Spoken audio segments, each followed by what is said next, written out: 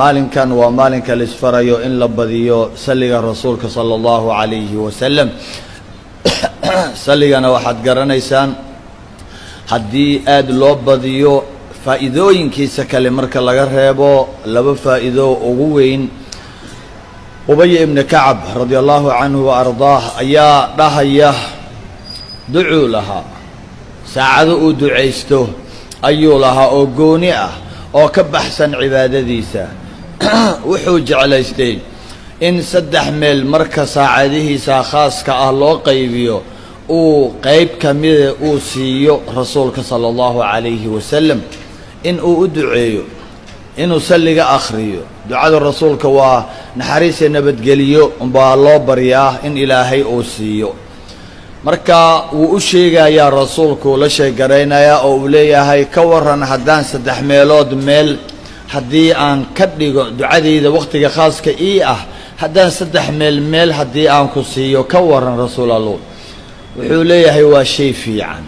laakiin in aad ka sii badisid ayaa ka sii wanaagsan wuxuu yiri tayib hadii aan bar ka dhiga ka waran oo bar hadaan laba saac ilaahay baryayo hadaan saacad adiga ku siiyo oo aan saligaaga ka yeelo saacadun aniga aan ilaahay baryo wuxuu yiri waa shay wanaagsan laakiin in aad ka sii badisid baa kaaga sii wanaagsan wuu yaabe marka wuxuu yiri haddaba saacadahaygiyo dhan adigan ku siiyay waxaan ka dhigayaa salli anigu wax weydiisan maayo